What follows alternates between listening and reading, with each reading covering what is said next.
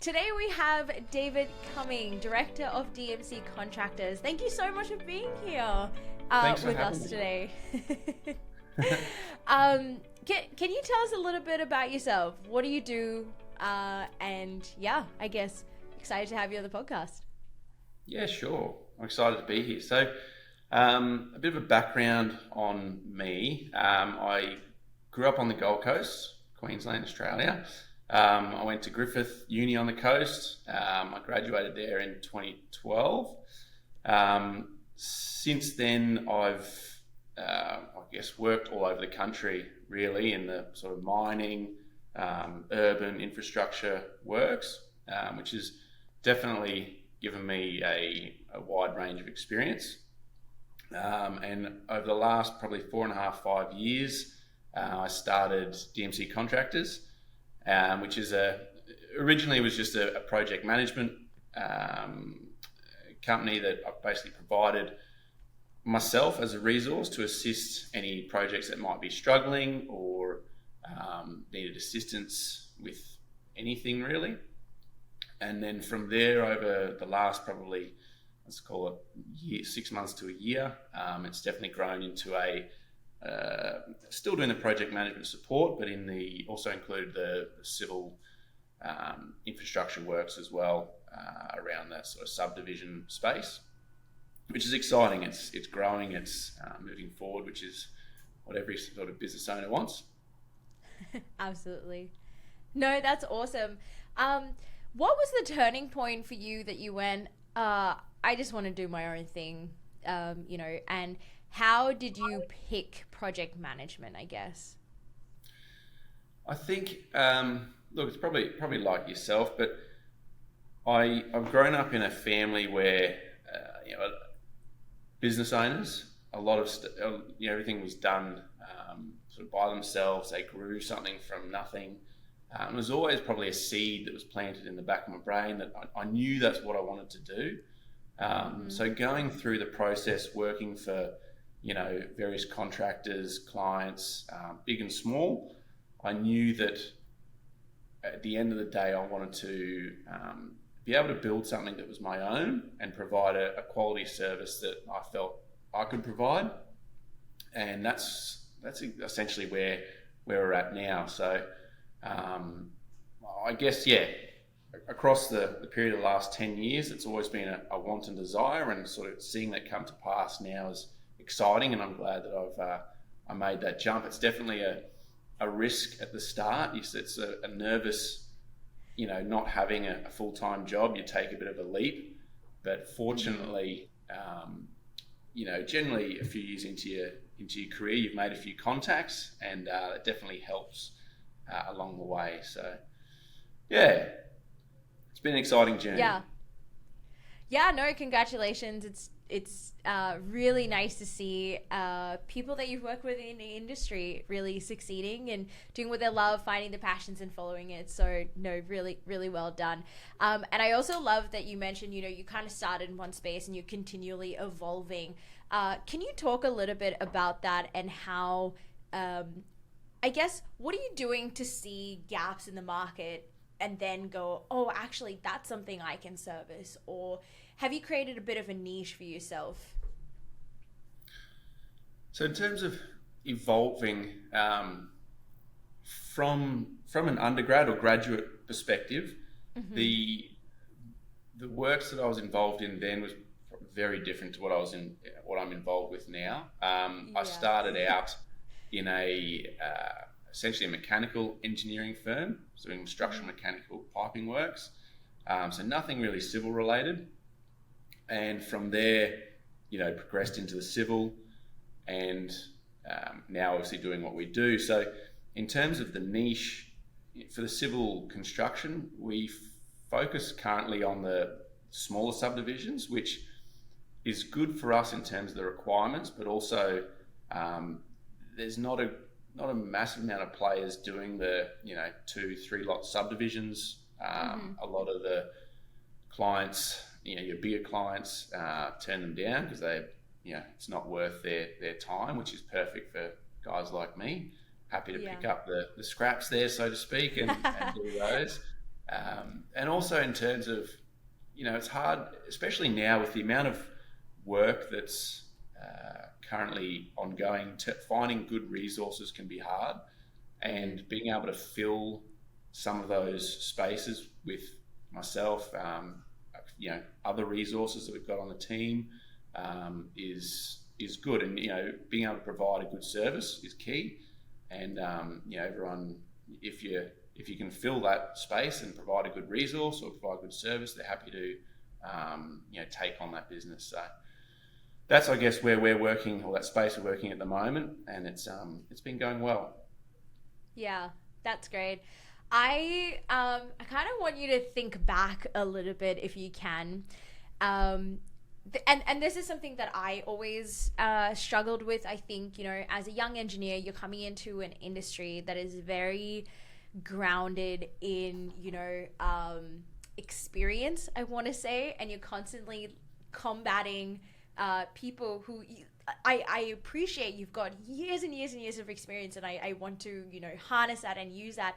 And I guess how, or what is some advice you would give to young engineers in that same position trying to combat that? Or as, a young business owner, how do you deal with that? Or is that even the challenge that you're still dealing with now?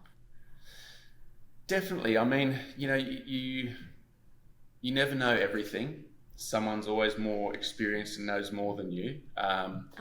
In, I guess, the early years of the career, surrounding myself with as many knowledgeable supervisors, especially the guys in the field, supervisors, labourers, and your project managers and whatnot, they have a lot of knowledge there and they're willing to share and learn. Mm-hmm. I think that's key, just exposing yourself to as much as possible.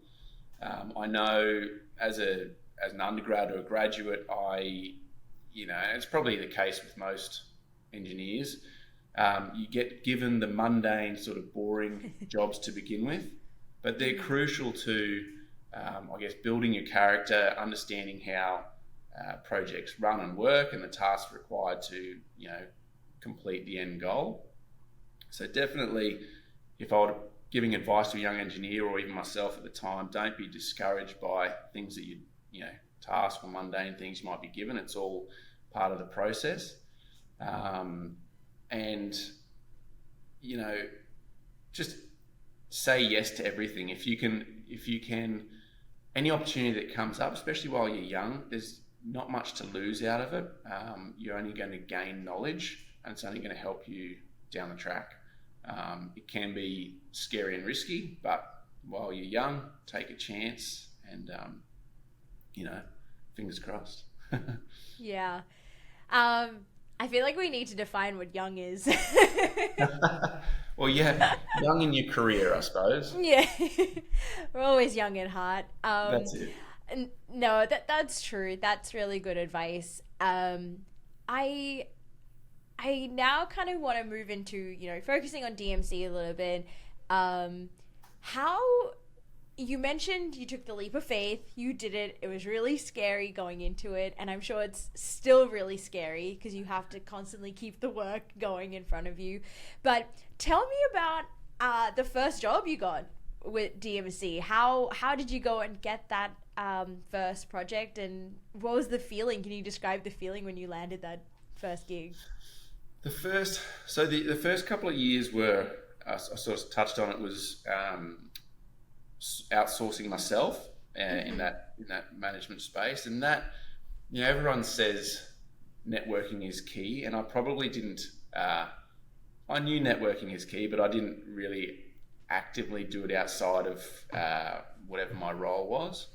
Yeah. And in terms of landing that first job, or first contract, I should say, it came from contacts I'd worked with years prior, and effectively actively sourcing them out, seeing what they had available, and being, I suppose at that time, a bit of a go-getter. Not that I still am, but able to be provided a package of works to price along with everyone else, and went in there pretty hard to get it, and fortunately enough won the job, and delivered that well, and they were happy with that, and it's sort of progressed from there. So definitely networking is a key, as you would know. Without networks or people that to be able to, I guess, lean on or assist in the process, you're not sort of going to go anywhere. So just build the network, and it goes a long way. Yeah, I'm glad you touched on building a network. How do you think are some ways that people can build a network these days? I think your LinkedIn as a starting point is great, because there's a lot of professionals on there. There's a lot of events you can tap into. It's easy to make an introduction initially on there. There's also, I've found of late, quite an organic, or even like a reference. So completing a job, they pass your details on to someone else. These guys done a great job, be perfect for you, and all of a sudden the inquiries start coming in, and then it's obviously keeping up with those inquiries, because it starts a bit of a snowball effect. But definitely, I mean, for anyone who's I'm a bit of an introvert, but anyone who's mightn't be as happy to go out and make all the contacts, the calls, and that sort of thing, LinkedIn's a great way to start. And then obviously once you start performing and showing what you're about, showcasing the business, that definitely helps organically grow it. Yeah, I think I'm what you describe as an extroverted introvert. As I've gotten older, I think I have become more introverted. But yeah, I think it's really important to identify, I guess, how you function and what are the best ways to network that suit you, because someone who's extremely extroverted or loves and gets energy from people in the room can go out to like 50 events, and I know people like that, and they absolutely love it, and I would just be terrified and curl up in a ball in the corner. I'm hearing you. So yeah, you and me can be curled up in the corner. That's awesome. I want to know a bit about have there been any major challenges that you've faced over the past few years with having DMC, or just in the industry in general? What do you think are some of the biggest challenges at the moment? One for a small company is definitely cash flow. Ensuring work's being completed, people need to be paid, but so do you. So that's, everyone says cash flow is king. That's so true. As the other thing now, given the industry and the amount of work that is available, resources, subcontractors, it makes it tricky to get the right people. Because there is so much work, people are taking anyone, and you don't necessarily know who you're going to get and what quality they can provide. But it comes down to us as well, that networking, having worked with a few people, who you want to work with. And essentially, at the moment, you take a little bit of a risk on certain choices, but it's one of the challenges that we face now, and hopefully soon it gets a bit easier. But it's definitely something we've noticed of late, is that. So it's all it's ever changing. Yeah, for sure. It's actually really funny you mentioned resourcing. It seems to be an issue that everyone is experiencing in all different areas, whether it be really specialized or not specialized, or people with degrees or not degrees. It's around the world, and also job hopping is pretty big at the moment, just for those few extra dollars. And I know it's tough. It's tough. Inflation's not keeping up. We get it. We're all living through it. So I can appreciate that's a real challenge, that trying to keep people is also really hard. Definitely. I want to wrap up with a couple last questions. What is something really exciting that's happening in the industry at the moment? You mentioned, there's a lot of work going on, and we're speaking about Australia, particularly Brisbane has a lot of projects, Gold Coast, with the Olympics coming up in a few years. Yeah. Almost 10 years. Yeah. Um, Definitely, in terms of uh, look, innovation's a big thing. There's Mm-hmm. everything at the moment's going green, which is great. It's definitely good for the environment, and something that I've come to get on board with of late. One thing I actually saw recently, which is not related to Brisbane or Queensland, but down in Victoria as a safety initiative, were um, so they're trialing these glow in the dark road lines, and essentially Yes. to prevent, or over the course of the years, 46% of the incidents they had were cars running off the road at night, not being able to see the edge. And so they're trying these glow in the dark lines, and they're finding they're having great success. They look great, but it's just cool to see new ideas, new technology being utilised and trialled instead of just living with the way things used to be done. Just Mm-hmm. giving those new things a go and seeing them work is exciting, and hopefully something that we can all get on board with and utilise in our work. So yeah. Yeah. It's so cool. It is such a simple solution to such a big problem, and for a lot of people, for all my listeners out there, if you don't know, there are a lot of accidents, traffic accidents in particularly rural areas in Australia because the roads are not well lit. They're really windy. We have a lot of animals. Yes, the kangaroos. That's true, Australia. The animals, Yep. they will jump out at you, and yeah, it's really dangerous. And I love seeing that such a simple solution can make such a huge difference. It's like, who would have thought glow in the dark paint? Like, Yeah. it's been around for ages. How good, and cheaper than lighting a road. Exactly. So Yeah, it's I'm really excited to see if that ends up becoming a mandatory thing around the world, around Australia. Let's see. especially Um, rural areas. It's great for that. So 100%. Yeah. No, that's awesome. Okay, last question. This has been super fun, but I know everyone's really busy. Um, Not to, I guess, I don't want you to go back and like think about and dread your past or anything, but I would love to know if you could go back in time, is there anything you would change or do differently? um, I would probably, like I sort of said, in the early years, even through uni, my attitude to doing some of those, and it's hard when you're doing things don't really like, you're not sort of all that excited about it, but definitely that attitude change, knowing that this is going to benefit me whether I like doing the Uh-huh. tasks or not. It's character building, it's going to help me in the future. um, I think especially for uni students, understanding it's hard at any age, but knowing exactly which way you want to go. Uni's quite uh, tailored towards a design consultant Mm-hmm. field, whereas obviously we're in the construction industry, and you don't sort of find out until your last year when you're applying for a job that whichever one you get, that's kind of where you're going to go. So if you know early on, that can help definitely through the uni years.